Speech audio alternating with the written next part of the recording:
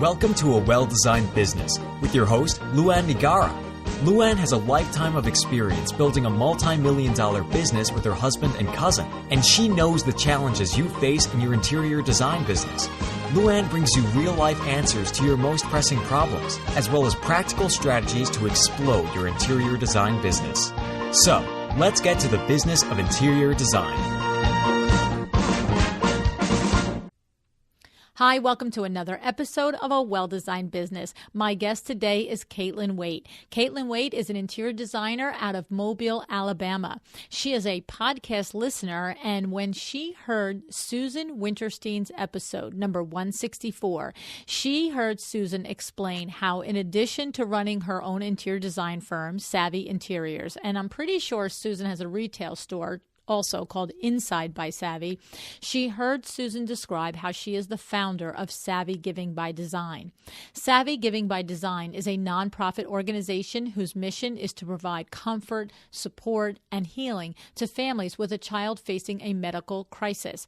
The way they do this is they transform the interior space of that child's bedroom and that child's sibling's bedroom at no cost to the family.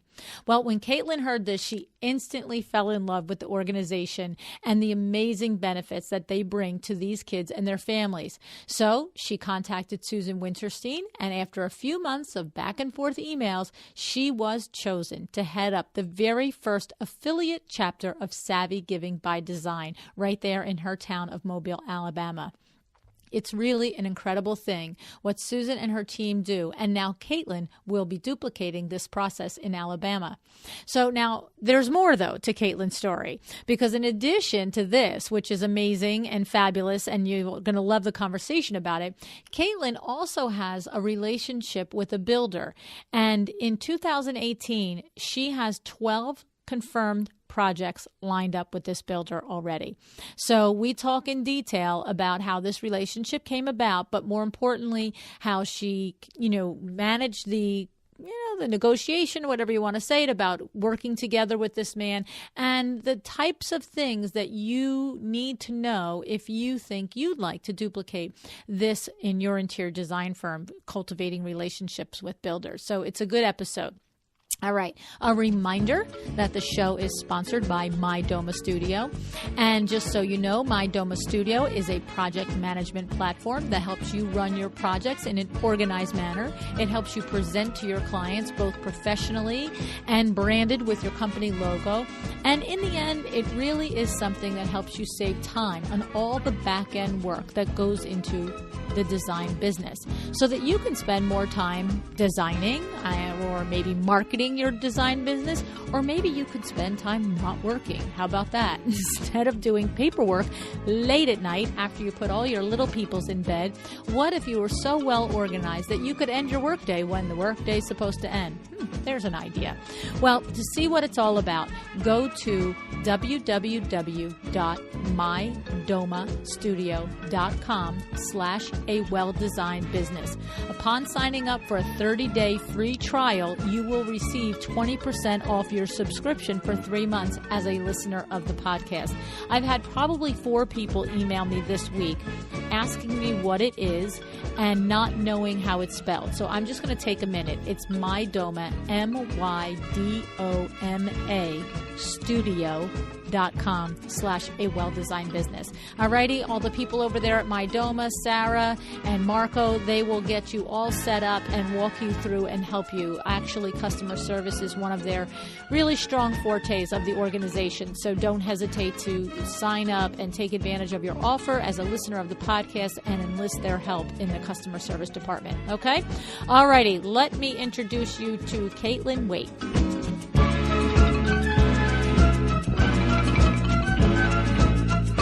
Hi, Caitlyn. Thanks so much for joining me on A Well-Designed Business today.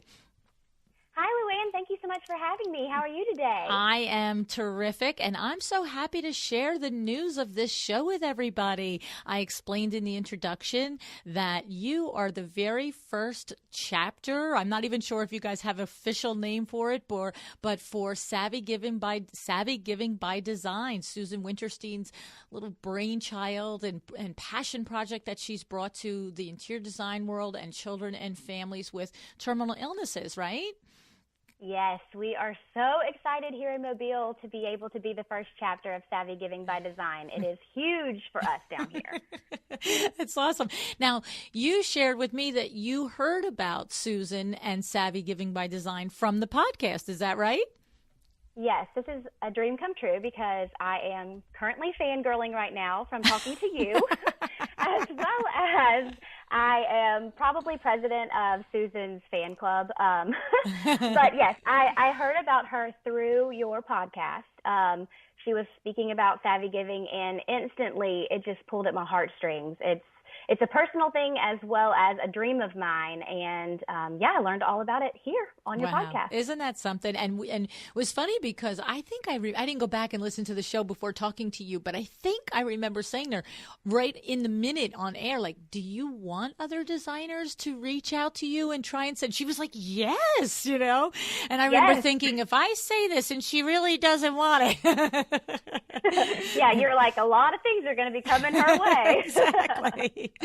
So very cool. So walk us through it a little bit, Caitlyn. You hear the show. Do you react immediately and reach out? Do you stew on it a little? Were you busy at the time? Walk us through the process a little bit from the time you were inspired until you took action, and what happened when you took action.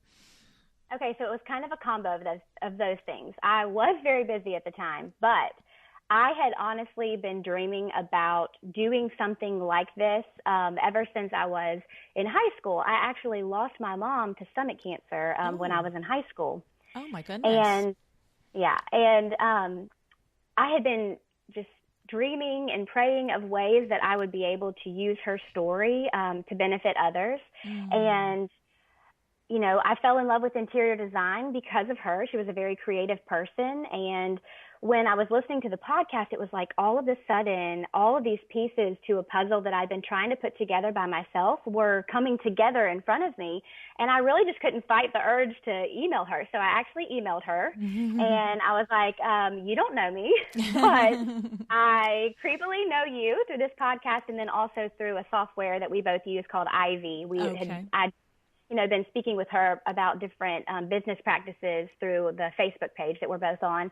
And I said, I'm really interested in bringing this to the town that I live in, to Mobile, Alabama. And I would love to be a part of this if you ever decide to expand. I heard on the podcast that you may be interested in doing that, and I would love to be a part of that conversation. And she had actually had several people message her after the show and said, I've got to, let's give me some time to just kind of sort through all of this. Be wary of what you ask for, right? Yeah. It's like, I've got a lot of people. I'm going to start this base camp conversation with all of you that have shown interest, and let's just kind of go from there. So we all get on this base camp group, and she posts that, okay, I've spoken with our board, we've spoken with lawyers, we're ready to go ahead and start this. Who all is interested? Please send me your portfolio, send me images of projects that you've worked on. And I'm like, first off, I never win anything. I never get chosen for anything. I'm probably one of the most unlucky people in the world. So I'm like, okay, I'm just going to do this and we'll just see. So, I submitted all the information, and I believe it was a month and a half later. This was early summer. A month and a half later, I was actually driving up to Georgia, which is where I'm from. I was in the car, and I get a phone call, and I started bawling, crying. It was we've talked about it. We love your story. We've picked you. If you're interested in this, let us know, and we'll work through this process together. Obviously, you're our first. We will have to have lawyers involved, and because it's my name and it's what we've worked on so hard over here, we want to be able to keep our 501c3, and we just need to work through all of this together. And I said, I'm game. That's So. awesome. And to be clear, it's not because there will only be one chapter outside of the home chapter of Susan's. It's because she could probably only handle helping to set up one chapter at a time, and you were simply chosen to be the first one. Is that right? Right. And yes. I mean, she is like a super woman, so I'm sure she probably could have handled setting up multiple chapters at one time, but they did want to make sure that they had the process streamlined. Yeah. They knew that there were going to be things coming up with, working on this and doing it from California, and for our sake, it was to Mobile, Alabama. So there was a lot of hoops that we had to jump through. There was a lot of things that we kind of had to sort out, and it was just easier to sort it out with one person instead of trying to sort it out with multiples. Exactly. So. It's, what, because she's a smart business lady. She's, going to walk through and set up her systems first, and then go out and multiply. And of course, in theory, she could have set up a system, but as soon as you, like you said, you cross state lines and you deal with another state and another, remote location and everything else, things are going to come up that the theory wouldn't cover. So that was so brilliant on her part to go through the process one time in real life, in real time, and then I'm sure she tweaked it and managed and did different things to streamline it for the next lucky chapter, right?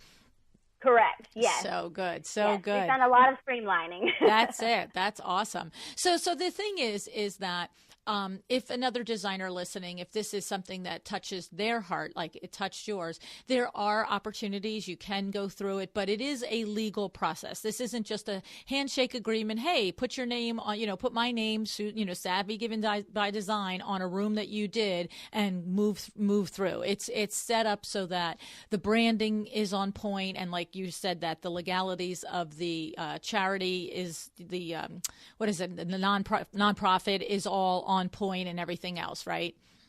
Correct. And we used actually a law firm called For Purpose Law Group that's specifically for nonprofit organizations. And so they really helped. They were very instrumental in filing all of the paperwork with the state of Alabama on my behalf and on Susan's behalf, so that we made sure that everything was set up the way that we needed it to be set up. And that's what she's going to be doing with the future chapters as well. Very good. Now, did you find that resource, that law firm, or did Susan and her team find it? Susan and her team found it, of course. Wow. Yes, okay. They're from San Diego, California as well. So, her thought was, if we're going to be doing this everywhere, we need to make sure that everybody's paperwork is the exact same. Exactly. So everybody's going to have to go through one specific law group, and we chose the For Purpose Law Group. So. That's awesome. She's so smart. I can't even stand it. I know. She's a genius. She's a genius. Oh my goodness. So now, you said to me before we started the on-air discussion that you actually have scheduled, the day we're recording today, the first meeting with your first family that's been selected for you to do the room for the child. And is there a sibling in this case as well? Yes, there's a sibling in this case as well. So she's 14 years old. Her name is Georgia Bird. She lives in Fairhope, Alabama, which is just right across our bay, Mobile Bay. And I'm so excited to meet with them for the first time. And her little sister is 10 years old, and her name is Juliana. So. Oh, that's great. And so tell us a little bit about, give us some perspective. You were very motivated to do this, because it's something close to your heart. Like you said, you've been searching for a way to honor your mother, right? Correct. And yes. I think I remember reading a blog post. I'm just going to go off topic a little bit now, but I think I remember reading one of your blog posts where one of your daughters was born with a little beauty mark that's the shape of lips on her leg. Was that? Yes, it sounds really bizarre. Yeah, no, but you see, you have to understand, I sometimes will research people way ahead of yes. meeting you, and then I refresh, and I was like, when you were talking, I was like, oh, that's right, this is Caitlyns Story. Tell us, I thought that was such a sweet blog post. Yes, well, it's probably one of my only blog posts, because that is one thing I am not good at, is blogging. But, yes, so... when you lose a parent, specifically your mother, if you're a female, it is really difficult to go through some of life's most exciting times because you're always thinking about, I like to refer to it as the empty chair in the room. So you expect for a mom to be there when you're having your baby for the first time. And that was really hard for me. It's one of those things that every good day has a little bit of a sad aspect to it. So I was really struggling with that. And when Sarah Lynn was born, she was born with, they call it an angel's kiss. It's a birthmark, and it's a type of birthmark. It was actually on her ankle, her inner ankle. And they said, you will not believe this. She's got this little birthmark that we call an angel's kiss. And she said, but we've never seen one that looks so much like lips before. And they turn her over, and I just start bawling, crying. Everybody in the room starts bawling, crying that knew my story. I'm sure some of the nurses were like, what is wrong with this? I just got goosebumps, Caitlyn. Yeah. And I really feel like that was God's way of saying, like, look, I mean, she's here. Your like, mom's don't think that you're going through all of life's big events alone. Like, she's there every step of the way. And that's how I felt with this. I feel like, everybody always tells you, oh, your mother would be so proud of you. And sometimes that's hard to hear because I'm like, I don't know, maybe. But with this, I really do feel like, wow, she really would be so proud of what we're going to be doing down here in Mobile and what Susan's been doing, It's incredible for these families, and I'm just really thankful to be a part of it. Yeah, the whole thing is really very touching. But I remember in the blog post the way you described how your graduation, the different milestones, your wedding, the different milestones that you were just, like you said, the empty chair. And then to think in the middle of your daughter's birth, there's this kiss on her. It was like, whoa. So, I know. Yeah, pretty powerful stuff. So, okay, so this is awesome. And so now, tell us about the process of finding Georgia and her family. How did you go about it? Did you do a call for it? Did you go to a local, a cancer society? What did you do? How did you do that? So I have got two friends that are involved with cancer societies down here in Mobile. One is the CEO of Children's and Women's Hospital, which is one of our local oncology hospitals down here, as well as they do other things, but they do have an oncology unit. I approached him, and of course he told me he would put me in contact with a lady at the hospital that would be able to help me, because a lot of times legally they aren't allowed to nominate people. They can send out an email, a blanket email, and give a call for, hey, this is going on locally, you should, nominate yourself or nominate somebody, but they can't exactly tell me someone. And same with my friend Roz Dorset. She is one of the, I think you would probably call her, I'm trying to think of what the word would be. Sorry. Yeah, she's in charge of Camp Rappahoe here in Mobile, Alabama, which is a camp for children with cancer. Okay. And I immediately emailed her. Correct. Yeah, she's co-director. Thank you. That's the word. A co-director of Camp Rappahoe. And I asked her, and she said the same thing. She was like, look, we can't tell you who to nominate, but what we can do is we can send out an email. So she sent out an email, and I think there's a little bit of an intimidation factor. A lot of these families do get exploited, which is horrible to say. But they're very closed off. They get nervous about new things, and I actually did not get any bites from either of those, like right off the bat. And so I was thinking, oh my gosh, like here I am wanting to do this. Susan's wanting to do this, and no one's responding to this. And so what I ended up doing is I found another lady through Roz. Roz had given me a recommendation of contacting her. Her name is Leslie Pacey, and she is phenomenal. She's been doing a lot of research here on the Gulf Coast about how much childhood cancer we have down here. And she was able to introduce me to a Facebook page of a bunch of local children that are undergoing cancer treatments. And that was kind of where it all started. So I put up a post on that Facebook page and instantly got nominations. And I was like, okay, finally, because I was able to put a video with it. People were able to see what Susan's been doing. And that was huge, and I thought about it. I was like, when they were sending out emails, they may not have included links to the website. I mean, I know they included links to the website, but it's hard when you see an email. There's something about that Facebook post that's just people click on it a little bit more. And so that's what they did. They saw the videos, and we started to get nominations. We got her nomination, and I couldn't stop thinking about her. I really couldn't. So, well, there's two things in there. Number one, well, there's three things in there. The first is that it's understandable to think how the families are just a little bit more diligent and a little bit more protective, right? It's their children are already going through something so horrific that you can't even describe it. And then to think and wonder what's somebody's angle. Why do they want to, you know what I mean? So you could see that.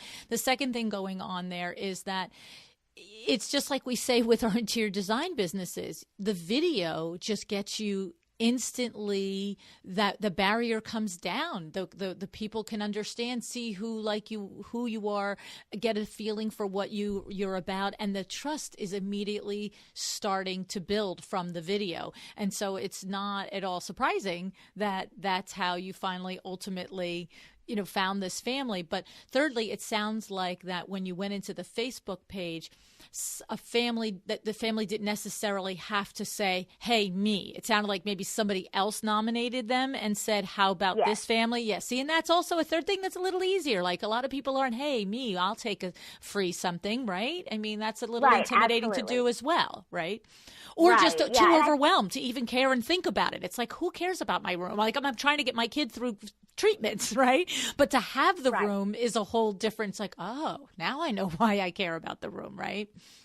Right, absolutely. And I do think that that's a part of it as well. And that's, and Roz was very instrumental in helping kind of walk me through it, because I'm like, no one responded, and she's like, you have to think about it with these families, like you said, they're going through so much. And a lot of times it's hard for them, like you said, to nominate themselves or to think about anything other than the treatments, the game plan, this, that, and the other. But when they see the video, when they see what Susan's doing, it's phenomenal. And it really does help with the healing process. I mean, Susan was saying that they've gotten so many phone calls and have had so many conversations with these families that they've done the rooms for that are saying, oh my goodness, like people are staying longer. It's not this environment where people are intimidated because, for instance, friends of some of these children, they're intimidated because their friend is sick. They know what all they're going through, but they don't know how to be there for them. Mm-hmm. Well, now it's like, hey, we can go and visit our friend in their cool new room, and they want to stay. They want to talk, and they have something other than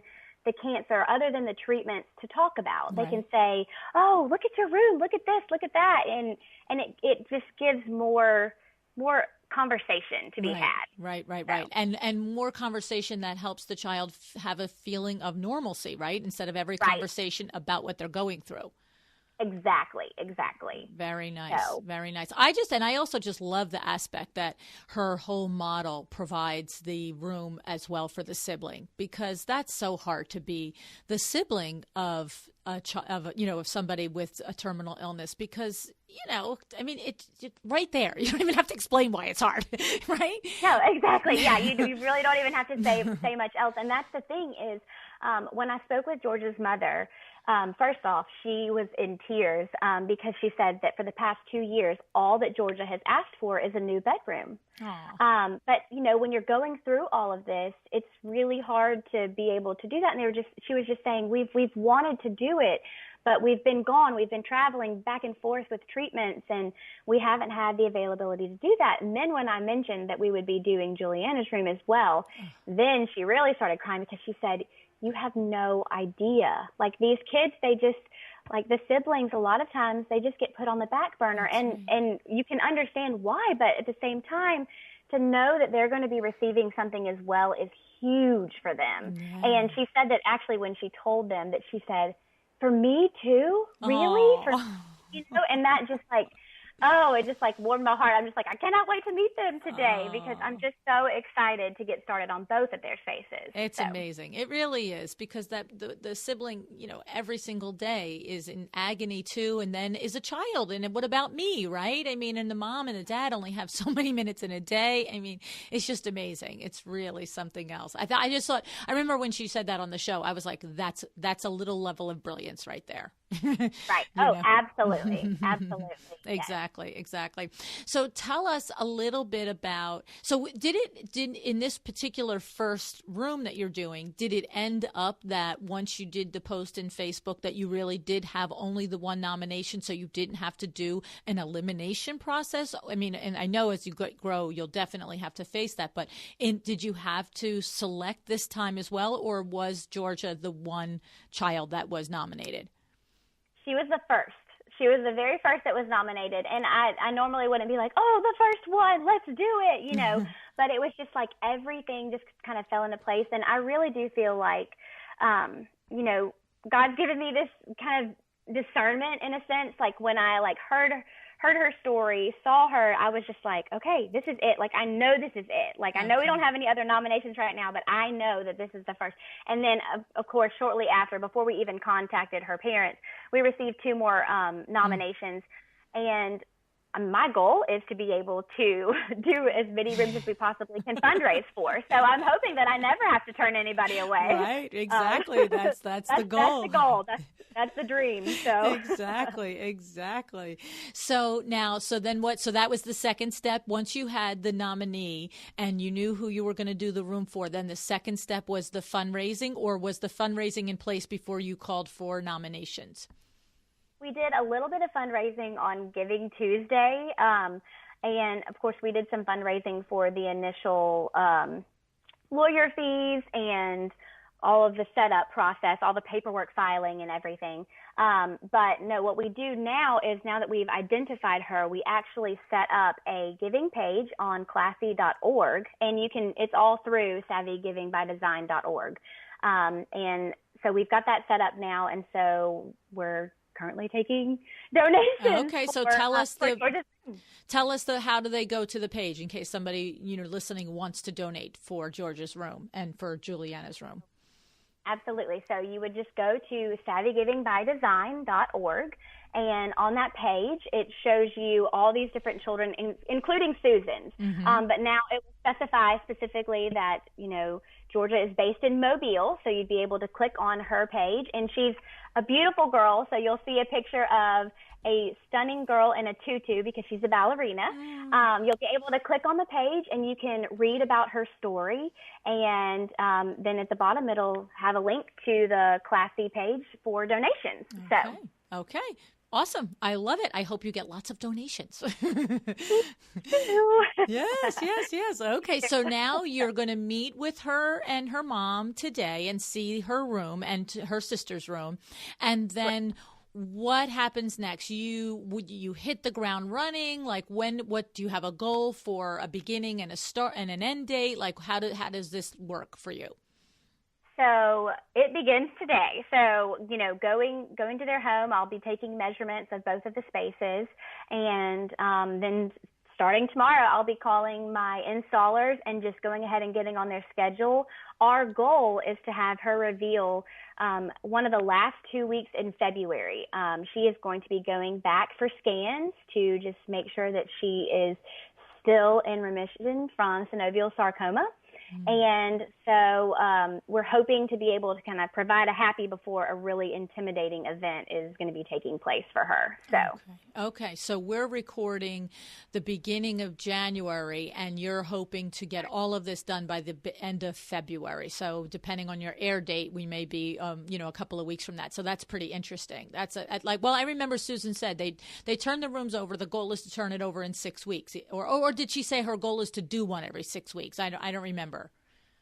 Believe turnover, because, you know, you're ordering certain things, you're trying to get your subcontractors, you know, on your schedule, because what she does and what we will be doing is you start on the Monday and you reveal on a Friday, because these families, you know, they don't need to be inconvenienced, yes. You know what I mean? Yes. Or displaced. And a lot of times we're ripping out carpet so that we can add, you know, some hard flooring so that there's not as much room for germs. And so it's easier to clean, because a lot of these kids have immune deficiencies caused by either the cancer themselves or the cancer treatments. And so our goal is to provide not only an aesthetically pleasing environment, but an environment that is actually helping in the healing process. And so, yeah, we instantly just are going to be calling our installers. And if there's any custom built-ins, I'm going to be calling my cabinet guy and basically just getting on their schedule. And I've already spoken with all of them, so they're all on board and excited about it. And they're kind of like waiting to find out, all the measurements for the space, kind of what our ideas are, and we'll go from there. So. Very exciting. Very exciting. I love it. And so what happens is if there are people listening that have contractors. So a designer listening might not really have the ability in his or her life right now to take on being a chapter for this, but maybe they have a tradesperson that they know that this would really be something that person, a source, a vendor that this would speak to them. When the trades work for you, I'm trying to remember. I'm pretty sure Susan, I'm kind of remembering she said that she always pays the painters because she wants them to do a good job, quick and easy. If I feel like I remember that. But like you just mentioned, right. Custom cabinetry. Have you spoken with your various trades for donating their time, labor, and materials, or are some of the donations that you raise going to pay time, labor, or materials? So some of the donations that we receive will be going to pay for time, labor, and materials, but we do have agreements with some of our vendors. For instance, my cabinet guy, he's like, look, I want to do this for you. I'm going to work with you. And of course, it's a case-by-case basis. It depends on what we're hoping to accomplish and how expensive something would be. Mm-hmm. But I know him. I know that he is very on board with this process and excited about all of this. And he said, whatever we can do, however we can help, we're going to make it happen so that, their room is everything that they need it to be. Okay. So he's in particular, he's expecting, it sounds like to me, he's like, half the time I'm probably just going to donate. And sometimes when it's really above and beyond the call of duty, maybe I'm going to ask for a little something. That's what it sounds like to me, right? Yeah, maybe like, helping pay like his cost in the materials or right. something like that, and then donating time. Right, right. And I can't speak on his behalf, but that's the type of person he is. Right. So, he's going to be a very good partner in this. And he can literally, I call him my cabinet wizard. He can build anything. So. That's awesome. That's great. Yeah. Okay. All right. Very exciting. And so you're going to see the rooms for the first time today. And then will you do a little conversation with the children to see like what colors they like, or do you take care of that with the mom? How do you expect to handle that part of it, Caitlyn? So beforehand, I talk with the parents and just say, okay, is anything off the table? Because if you're going to tell me like, hey, do not paint their room fuchsia, then yes, you want to know. Exactly. And as a designer, we struggle with that anyways with clients. A lot of times there's certain things that they would really like, and we know how to incorporate it still in a tasteful way. Mm-hmm. So what we do is with the kids, I will definitely be talking to both of them. I will get all of their dreams and aspirations for their space, mm-hmm. Any colors that they love. For instance, Georgia, like I had mentioned, she's a ballerina. So mm-hmm. I know that she's going to be wanting to incorporate that. That's a huge part of her life in mm-hmm. her room. Okay. And so, you just kind of get their ideas of what they love and create a space that really, is a great example of that. Nice. So. Now, this is from more of a practical question.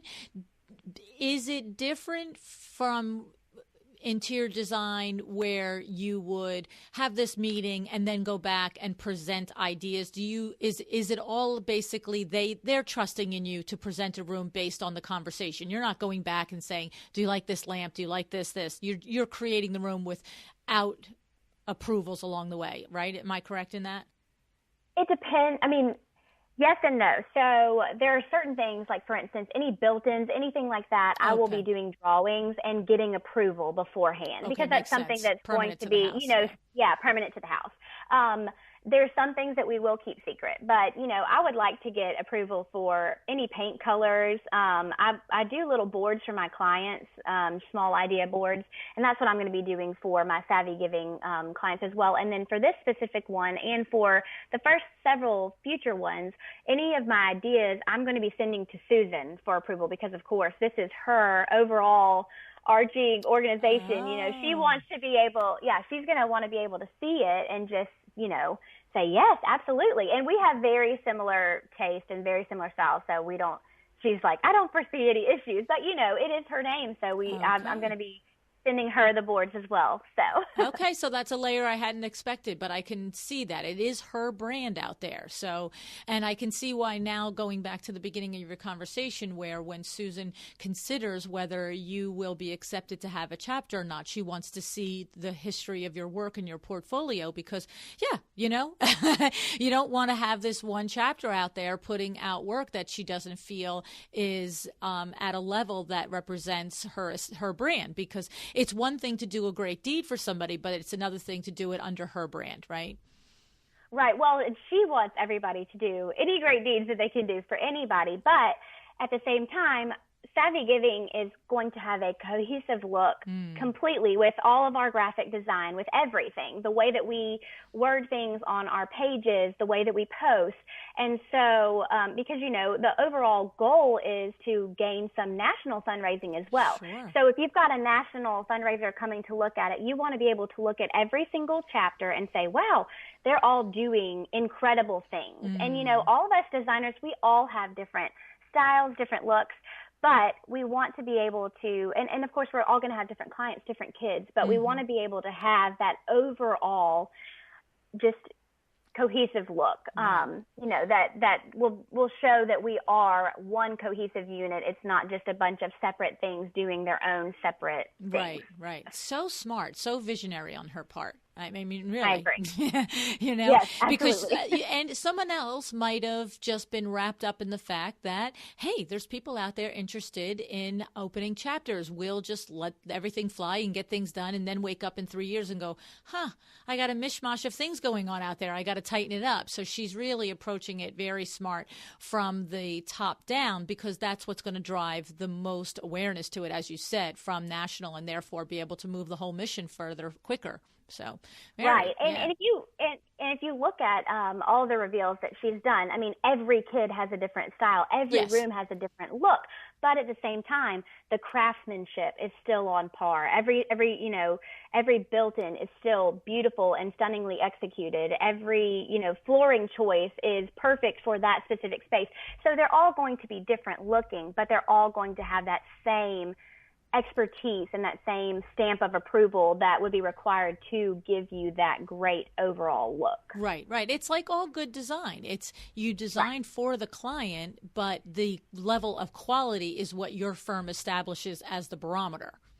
Correct. Right. Absolutely. Right. Very cool. Very cool. I love it. I think it's so awesome. Me too. Yeah. So you'll have to, when you post pictures, tag me in the pictures when you get to social media, so then I can then, push it back out to everybody and they can see the, what's happening with it. Okay. Absolutely. Thank you so much. I definitely will. Yeah, that's awesome.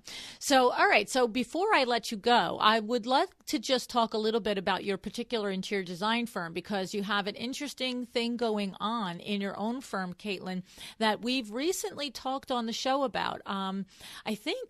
Literally in the last 2 weeks, we had Anita Dawson on, who discussed how she built her interior design firm with relationships with one particular architect was the catalyst, and then with other builders and architects. And your interior design firm is really very much intertwined with a single builder in your community. And also, I'm trying to think of Angela Harris at Trio Environments, the same things, really launched her company by working with builders. So your model right now, it's evolved over the years, but your model right now, and particularly going forward into 2018, you explained to me, is that you have struck an agreement with one particular builder in your area, and you are going to be the designer for all of the spec projects that he does. And this year in 2018, he has 12 projects on the table, right? Yes.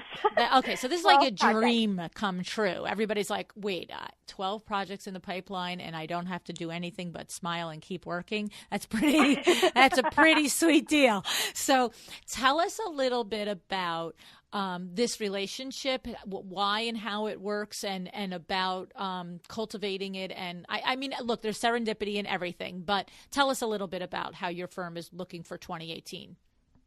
Absolutely. Okay, so yes, I was taking on my own clients. I was doing my own thing, kind of moving to the beat of my own drum. And I was approached by a local builder, Joe Vinson Builders in Mobile, Alabama, and he's been building for over 30 years locally here. He has got a huge name down here, and everybody respects him. So that was a plus going in. That was my first, knowledge of him. Like you did a happy dance when he called. You were like, ah! Well, yeah, I kind of had to pinch myself because I had heard that he had kind of taken a short break from the business, and I didn't really know why. And he explained more on the phone. Basically, excuse me, his sister, she did what I'm doing for him now. She was his designer. She was his right-hand gal, as he likes to call her. And her name was Jenna, and she passed away a few years ago from cancer as well. And he, of course, he was very, very close with his sister. I mean, they were best friends. Not only did they work together on a daily basis, but, I mean, they've just been through everything together. And he did not really think he wanted to continue doing this. He was having a really hard time with it because you go from having somebody that's making all of these creative decisions to then not having that person. And it's overwhelming for somebody that's so good at the building aspect, so good at scheduling and getting everybody there and making her ideas come to life that when she wasn't there anymore, it was really hard for him. But his wife and his friends encouraged him, like, look, you love working. You're excellent at this. You've got to get back out there. You've got to start, taking on jobs again. You need to find somebody that you can work with and go from there. So he knows my husband. My husband owns the dry cleaners, and they're customers of his. And then his wife and I met one time at a wedding shower, and we had a great conversation, but apparently she remembered me and said, you need to call this girl and you need to talk to her about working with you. And so he called me and he said, look, I'm interested. I would love to have you come on as my designer and give my buildings more of a millennial vibe, as he likes to say. He calls me his token millennial to all of his friends. And we really work so well together. I appreciate all the knowledge that he brings to the table. I mean, he can calculate like how much he believes that a house is going to cost with a client in the room. He can calculate it within minutes and be pretty much like around like maybe $10,000 off, if not right on the money. Wow. So he's incredible with budgets, and I've just learned so much from him. So awesome. It's been really great. That's awesome. It actually reminds me a little bit of the relationship that Anita Dawson explained in her interview on the show with the architect. It was sort of serendipity the way she met this architect, and he was further along in experience than her, and he became her mentor. And so it sounds like what it's happening with you and Joe. I think it's just terrific. And the thing is, this happened for you. Like we're saying, sort of lucky, right place, right time. But, I always say you have to be prepared to be lucky. So you have a conversation with his wife, but then he reaches out to speak to you. And we all know that just because his wife met you at a wedding shower doesn't mean that you had the intelligence, the conversation level because I'm sure in the first conversation, he's evaluating, can this person replace what my sister did for me? And if he did not get that drift, I don't think he would have continued. So I always say you have to be prepared to be lucky. Okay. But the thing about it is also that I love about this story is that so often interior designers are afraid and hesitant to reach out to builders and offer this as services. We hear other designers on the show all the time say, reach out to a realtor, reach out to a builder, reach out to an architect. But then when you go to do it, you picture yourself and you're in your studio and you're looking up in Google the builders in the area. It's sort of like, I don't want to. But I hope everybody heard in there what Caitlyn was saying. Joe needs a Caitlyn. He needs a Caitlyn in order to get all of this done. Every builder out there, in order to be efficient, in order to put out their best product, in order to be able to do what he does all day, he has to have somebody like Caitlyn, like you maybe, that he can rely on and trust that is going through all of that hand-holding. Well, in this case, you're building it for spec, so just coming up with new designs, new ideas that you're not repeating same old tired, something from every house looks the same. But sometimes, do do you sometimes have a client that purchases a home during the process and then you're not every decision isn't just spec, Caitlyn, that some of it is you're working with the client now? Well, actually, so last year we had spec homes. This year we have 4 spec homes, and the rest of them we are going to be working with the client. Okay. And so, yes, I totally agree with you in what you're saying. Yes, they need us because, and we need them, you know. Yes. But they don't want to be, like you said, hand holding and getting phone calls from the wife at 9 o'clock at night saying, "Oh, I don't really know if I like the tile that I picked." You know what I mean? Like they don't want to be doing that. They want to be able to. First of all, most contractors at 9 o'clock are sleeping because they're on the job at 6:30 in the morning, right? So it's like, lady. Right, exactly. They don't want to be dealing with a lot of the headaches that we take on. But at the same time, for me, what I appreciated is as designers, and I'm sure a lot of you listening struggle with this as well, it's very hard to find good subcontractors to execute your work. Well, it was a win-win for us because he is the best in the business. His subcontractors, I mean, I am telling you, it is a designer's dream. Wow. It's like instant gratification to the extreme. Wow. I literally will walk in, say one thing to them like, "Hey, this is what I want to do in this room." Not kidding. Sometimes the next day I will show up and it will be done. And I just want to hug and kiss all of them. And I'm like, that's unprofessional. Hold yourself together, woman. So bringing brownies to the crew every day. Yeah. I'm a huge fan of all of them. And I think that they know that. They kind of laugh at me because I'm just like, y'all don't even understand how good y'all are. And they're like, okay, thank you. They're like, we're just doing our job, Caitlyn. Yeah. But I mean, when you experience so many. That's right. That you know you're the like, difference. Baby. Yeah, you're babysitting grown men, begging them to come to work, I know. when you show up there and they're like, "Oh no, we've been doing this for Joe for years. We respect him so much. We would never be late to work." And you're like, "Oh my gosh, I just want to hug all of y'all. Y'all are all incredible. Yes. Good job for doing your job." That's right. Right. But it is Joe's leadership. He has cultivated this, and we say this also too on the podcast all the time. As a designer, even if you're not going to work in tandem with a builder like this, cultivate your vendors, cultivate the trades, and treat them well, lead them well, communicate with them well, and they will be loyal to you and do whatever they can for you. I know I'm a vendor to many interior designers. I'm part of the team for many interior designers, and the designers, the builders that are organized and lead well and inspire and are respectful, and you can see their vision and you really feel like you're part of the team. It's like, yes, how much more can I do for you? I am so happy to be included in this little, world of yours, one of these, stars orbiting your planet, Right, absolutely. And when you said organized, that's exactly how he is. I mean, that's one thing I asked him. I was like, why do y'all always come back to him? What is it? I mean, obviously I've met him. I adore him. I think he's an incredible businessman. But what is it about, all of his subcontractors that keep you guys coming back? And they said, never once have we ever hurt for money from him. He pays us every single Friday. We know without a shadow of a doubt our checks will be there. And that's rare nowadays. That's a lot of times people are just not organized enough to get you paid on time. And every single Friday they will have their money, and they know that. So, that's huge. That is critical because a lot of times, like you said, it's not a matter of the builder not having the funds. It's about not being organized enough to attend to it on a timely weekly basis. It's sort of like, oh yeah, I'll get that to you. I got that. And it's the truth. Every single person is feeding themselves, their family, paying for their bills. It's like, not when you get to it, buddy, when we agreed to give it, right? Right. Absolutely. Yes.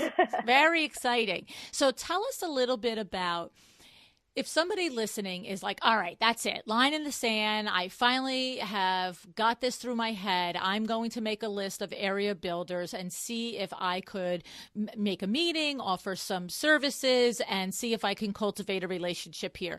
What are some of the tips that you would have? I'm 100% sure there's probably 5 different ways that the financial end of this agreement could be handled, but give us some tips on the way your finances finances are handled with Joe? Like, do you get a flat fee per house? Do you get an hourly? Give us some ideas that a designer can expect the conversation to go around so they don't go into this conversation like, I want to work with you, but I have no idea how I would charge you for it. Right, absolutely. And I was very lucky in a sense that my father is a builder in Atlanta. So I've grown up around having a contractor in my life. So I actually, as soon as Joe called me, I said, okay, let me just think about this. I've got to, kind of get my bearings, and then I'll call you back. So I called my dad and I said, Dad, what should I ask him for? Like, what should I say? How do you do it? Right. My dad's he's had designers on staff, and he said, you know what? He's learned that if you ask for a flat fee for a building, a lot of times it's unfair for the designer. And of course, my dad being my dad, he's my advocate. So he's like, look out, don't ask for that, because if you do, when you do eventually get clients, that may be an unfair thing for you, because like we all know, clients are going to call you at odd hours of the night. They're going to want to talk to you about different things and maybe drag out projects that maybe should be a little bit more streamlined and quicker, and maybe they drag out decisions. So he was saying he recommended doing hourly, and I approached Joe about it, and he totally agreed. Same reason, because we know like spec homes, I can get those done very quickly, very streamlined, because I'm not having to rely on doing something to the client's style. Mm-hmm. I'm doing what I know is going to sell. So now that we have clients coming up this year, I know it's going to be a little bit longer of a process. And so I'm looking out for myself in the fact that, I know how long these things are going to take me, but if it does go on a little bit longer, I know that I'm going to be compensated for it. So for him, we've done hourly. Okay. So a couple of questions in there.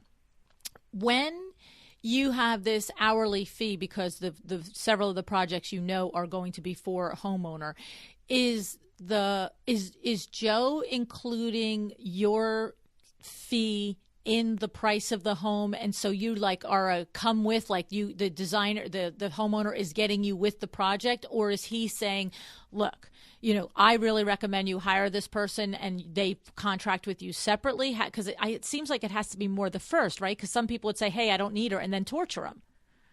Right, exactly. So no, we are a package deal, as we like to call it. Right. If you hire Joe, you're hiring me, and so he includes my price in his initial, what they're paying him. But if they want to hire me after the fact, and this is maybe something that's perking up ears as well, if they want to hire me after the fact to do any of, say, specing furniture, anything like that, they have that availability. And they do that separately with you. Right. Yes. That would be separate with me. And so, and that's a great thing too, because let's say, as designers, a lot of times we get into projects with people that we maybe don't jive with as well. Mm. Well, in this situation, I have a streamlined process thanks to Joe, because we have a strict schedule that we have to stay on for the house to be built in the time frame that it needs to be built. So if I'm working with them and I'm like, oh, this is going to be a little bit difficult, and at the end they say, hey, we would love for you to help us, take the rest of this house and do it. You know what? Yeah. I mean, at that point, it's up to me, and it's nice to have that freedom and that availability to turn down jobs if you don't feel like it's the right fit for you. Now, Luckily, because Joe's been in the business for so long, he does a lot of screening himself. Like, he could say at this point, like, hey, you know what? We really aren't able to do that right now. But he, and a lot of his clients that we have this year, he's built, one client in particular, he's already built 4 of their previous homes. Whoa. And so that they have an incredible relationship, and that's huge. So I know that I'm walking into something that's going to be enjoyable for me. And that's what he says. He says this process should be fun. It shouldn't, yes, it's work, but it should also be fun. And that's huge to know that you've got somebody that's not just taking anybody and everybody because they need the money. Like Joe, yes, of course, money is nice, but at the same time, he is kind of doing a screening process, and he's making sure that we've got clients that both of us are really going to enjoy working for. That's amazing. What a jackpot. I know. I think earlier in the show I said that I'm never lucky. Okay, now that we've had this conversation, I kind of feel a little lucky. Like, Maybe 2018 is like my year. I don't know. I'm thinking it is. Yeah. I'm definitely thinking it is.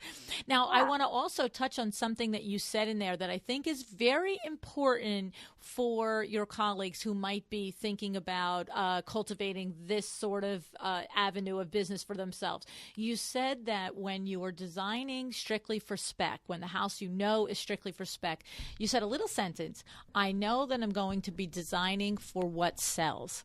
So that's really smart, isn't it? I mean, somebody, if they are going to get involved with a builder and they are going to design homes for spec, it's sort of like staging. I've had conversations on the show with stagers, and design for staging is different than design for real life living. And so spec design also has to be a little bit more objective, and you can't just indulge your most, interesting design fantasies. Talk to us a little bit about that, Caitlyn. Right, absolutely. As designers, we're inundated with all these different styles, and sometimes it can be difficult to figure out like what you are just really loving and maybe what everybody else is loving and what they're looking for in a hopefully forever home. And so what we've done is I've just kind of gotten to know my market down here. I know that a lot of people in Mobile are huge fans of the TV show Fixer Upper. So, I mean, shiplap is like basically it's our jam down here. It's our bread and butter. So yeah, you're getting into these homes. You're not doing anything super crazy that you can't say. Basically the 2 spec homes that we've done this past year, I walked in with the mentality, okay, this is going to be the type of person that's going to be buying this house. I need to make sure that if for instance, one of the homes was in a neighborhood that has a lot of young families. So I'm looking at carpet that isn't white, Seems like a no-brainer. But yes, carpet that isn't white, because parents are going to be kind of a little bit, concerned about that. Mm-hmm. I try and keep simple kitchens, like so pretty white or subway tile.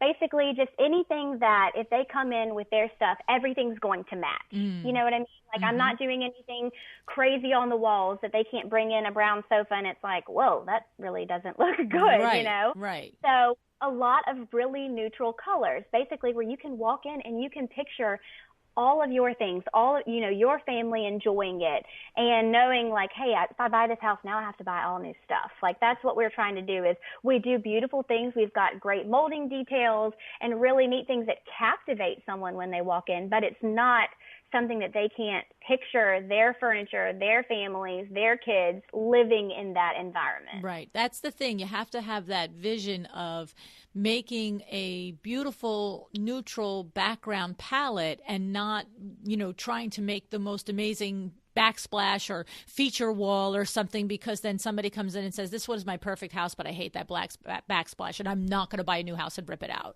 That's just crazy pants, right? So, okay. So that's challenging. In other words, you have to check yourself a little bit. And I also, do you have any areas like you're mentioned a couple of times how Joe is thrilled because you're bringing the millennial aspect of it, but do you have any of the homes coming up that maybe are for boomers or maybe for a different demographic where you have to stretch your muscle the other way and maybe design for you know what I'm saying? Or is all of his work for mostly geared towards new, younger homeowners? No, we do have some boomers. We do have some projects coming up where I am going to have to stretch myself a little bit, but I am excited about it because, I pay attention to all the design magazines. I stay focused on past designs and future designs. And so I really feel like when you sit down with a client as a designer and you ask them, I always ask them if you have any Pinterest pages, if you have any house pages. And there's been 2 of our clients coming up that I've asked that and they're like, what? House? Pinterest? And then I have to be like, okay, check myself. All right, if you have any magazine cutouts, do you have that huge folder of magazine clippings? Oh yeah, I've got 10 of those.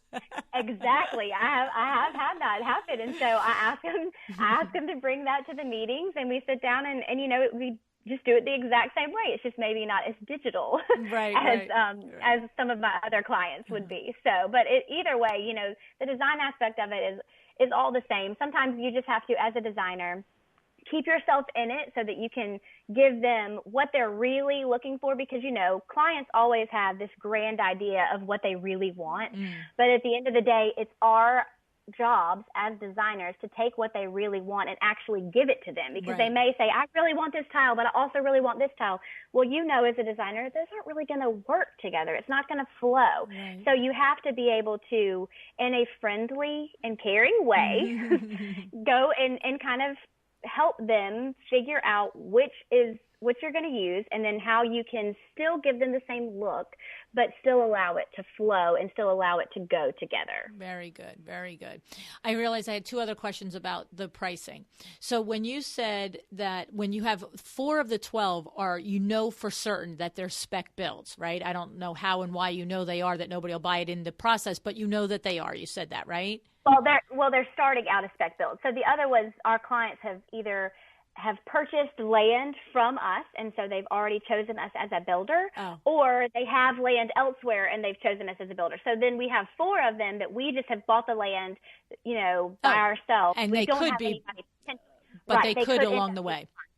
Correct. Okay. So you and Joe don't have a separate agreement for that. He has built in a certain amount of hours on every home. So in other words, even though, like, say a particular home that you do that's a spec build now, that remains a spec build throughout, you don't say, oh, well, that was a flat fee because we all know that I got that done in half the time of the other. You just do it in half the time, and it's half the hours. I mean, is that correct? That's correct. Okay. And really the thought process in that is, I know that we have the agreement, like, he is going to be giving all of his homes to me. So sometimes there's a give and a take as designers. Like, if we know that we're fast and we're good at our job, then that's great. But yeah, we might not be, you know, clocking in as many hours as we would with clients, but I know that he's giving me all of the client jobs as well. Right. It's you had me at hello situation. Exactly. Okay, I like it. That's really awesome. All righty, and then I had a second question. I can't recall what it was now. It's all good. That's it. Okay. All right. So this is awesome. Now, any advice for that initial conversation, Caitlyn? So yours, you know, you are super lucky. For the girl who's never lucky, you're super lucky that you get the phone call from Joe. But picture a colleague listening that is really thinking, you know what, I can do this. I'm going to make this call. Advice for that phone call. What would you say that they should say to hook the builder to at least have a conversation? And what would you say are the highlights that you would want them to? Because you figure, you know, you got a cold call. I know if you cold call me, you have about 30 seconds, maybe even 10 if I timed it. And don't start with, hi, are you having a great day? And isn't it, you know, nice, you know, don't start there, because I'm already hanging up. So think about the first 1 or 2 things that you would suggest, knowing Joe and what's valuable to him and what's important to him, that a designer looking to initiate this relationship would want to express to a builder. Well, definitely the fact that you would instantly be relieving them from a lot of the work that they're doing. You know, you're going to be taking the aspect out of hand holding. Okay. You're going to be streamlining their building process, because when you have a designer working for you, you're able to meet with the clients ahead of time. You've got the tile ordered. The tile is ready. Whereas if you have clients that are just meeting directly with the builder, they could be dragging their feet, and then they're dragging out your process, and they're dragging out your bottom line. The longer it takes to build a house, the less money a builder makes. So if you're there, you're helping them streamline their building process by helping their clients make decisions in a timely manner. You are making them more money in the end. So it is worth it to them to be able to know that not only are they going to have incredibly beautiful homes for their portfolios, but they're going to be able to do that, make more money, and then be able to continue on to the next house and the next house and the next house. And if you have any social media platforms, that's also very intriguing to builders that are maybe a little bit more old school. They want to know that they're going to be able to reach more people through your postings, through you saying, hey, I've been doing this, come look at our homes. And it just opens up a broader audience. I love it. I have to just tell everybody that I did not give Caitlyn that question ahead of time. And I ask you this question, and you literally spill out in order 6 amazing things to say. That here are the little, the catch things. These are the passion points that you want to hit. She said you're going to relieve them of troubles and problems. You're going to take over the hand-holding for them. You're going to help streamline their process. You're going to express to them that by dragging out the design process, it depletes their bottom line, and you're going to take care of that, and that you are going to help them create more beautiful portfolios. And lastly, you are going to help them with their social media efforts. I mean, slam dunk, Caitlyn. Slam dunk. That's awesome. I mean, those are, and literally, what did you answer that? You answered that question in a minute, 2 minutes. So if you think about a conversation that you lead with those things. Hi, Mr. Builderman. I'm an interior designer here in XYZ, and I wanted to know if you wanted to be relieved of all of the hassle that goes into building your project and want somebody to take over the hand-holding that you are currently doing with your clients when you build their house, and really help establish streamline processes for building your house. And you know that if we do all this and the dragging out of the building, depletes your profits, if we can do those things, we're going to up your profits. And honestly, at the end of it, you're going to have more beautiful homes because they're going to have been thought out in a careful, concise way, and they're going to be put together in a fabulous presentation. And lastly, I can post it to all my social media and help get you more homeowners and build and more contacts. Like, seriously, that's like 2 minutes. Like, that's your leading sentence, right? I love it. Absolutely, yeah. And they do not like fluff. I mean, no. If you call them, like you said, and you're like, hello, I'm so-and-so, they've already stopped listening. That's it. You just got to be quick and to the point, because that's what you want to show them through your conversation is this is how I can be with your building process. Right. And I love, like I said, I just think it's genius that in that quick and to the point, you hit really like they're passionate words, relieve them, streamline a process, increase your bottom line. Like, you hit passion words that really resonate with any business owner, right? So good for you. Right. That's awesome. I love it. Yay! We do too. It's been a great thing for both of us. So it really has. And actually, to kind of take it back to Savvy Giving real quick, because he is so organized, because he knows so many people, he has so many contacts down here, I've actually made him a board member of my Savvy Giving by Design Mobile. So, he's very passionate about it as well because of what he's been through with his sister. So it just kind of brings it around full circle. Wow. What an awesome little setup you have there. I'm so happy for you. I mean, it's just amazing what you've cultivated out of tragedy. You know what I'm saying? Like you said, it's a thread through your life, and it's something that you've been searching for a way to honor your mother and to just feel connected to her. And what an amazing story between you and Susan and Joe. And, now you're adding Georgia and Juliana to your story, and all the other children that come in the future to be connected with you. It's really something else. I'm definitely excited about it. I feel like God doesn't really give you pain for no reason. And I'm very thankful that I'm able to, at such a young age, look at what I've been through and say, okay, I can make this, I can find a purpose out of this. Like I can make this work. Yeah. This is what the cards that I've been dealt. This is what I've been given. Let's make this work. That's awesome. That's a great way to look at it, Caitlyn. Good for you. Awesome. Thank you.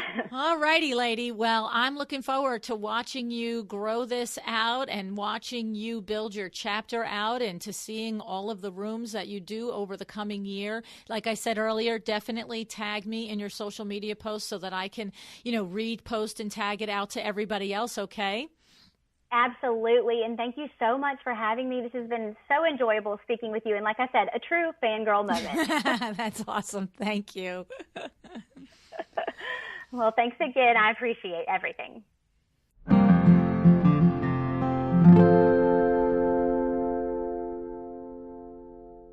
How cool is this? Susan is doing remarkable things with her team in San Diego, and now it's spreading across the U.S., building new chapters and helping more children and their families have a safe, welcoming space for them to rest and to heal, and like Caitlyn said, to just simply spend time with their friends. So if you are moved and you would like to donate to Caitlyn's chapter and help her provide the bedroom for Georgia and her sister Juliana, head over to www.savvyGivingByDesign.org. That's SAVVY givingbydesign.org. And if you're moved to possibly become an affiliate yourself of Savvy Giving by Design, you can find the information at the same location, savvyGivingByDesign.org. All right. If you're looking to donate to Caitlyn's chapter, you will look for the tab, Help Us Build Georgia's Room. Okay. And I'll take you right through the click-throughs to help you make a nice, easy donation. Now, the business side of this conversation. I want to know, who is going to make a list of builders to reach out to? Are you going to be the designer today that writes notes, takes all this information down, and leaves it on a to-do list? Or are you going to take action? All right. I want you to be the action taker. You can do it. And remember, it's a cold call, so you cannot take a cold call to heart. You cannot allow a feeling of rejection to creep in if you do hear a no. You are not personally being rejected. Okay. The builder may be easy. The builder may be busy. Okay. It might not just be the right time. Maybe he's working with a designer right now, but that shouldn't stop you from trying to reach out. Okay. So the first step is to make your list. List as many builders as you can. This is a numbers game here. Okay. So depending on where you are in the world, you might only have a demographic where there's 5 builders in the area. You might have a demographic where there's 30 builders in the area. The point is to make a list and pitch as many as you can. And if you want help with that pitch, I reviewed during the show the 6 points that Caitlyn very adeptly named right off the top of her head. And I made a quick PDF for you of those 6 points so that you have no excuses not to try this. All right. So if you're interested in that PDF, you're going to head over to www.luannigara.com/Caitlyn, Caitlyn. Okay, www.luannigara.com/Caitlyn, Catlyn. All right, now I'll have those 6 little pressure things to mention, those hot buttons that you want to include when you have that conversation with that builder, because that's what's going to move him or her, hey, could be a female builder out there, to try and, visualize how much easier their life would be if they had an interior designer on their projects with them. Okay. All right. One other thing I want to say. The second birthday of the podcast is coming up in February, and we are again planning a huge party. The problem is that I'm recording ahead of time, and I don't have the details nailed down yet, but I don't want to not mention this. So it's going to come up sometime towards the end of January, when and where it will be. If it's for sure going to be in the New York area, okay? Last year we had over 80 people come, and this year I'm expecting that, if not more.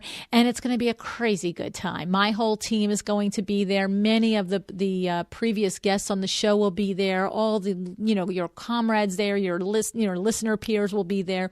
So here's the thing. In order to know when and where it's going to be, you need to be connected with me. So the very first place and best place to know what's going on in my world and what I'm doing is to be on my email list.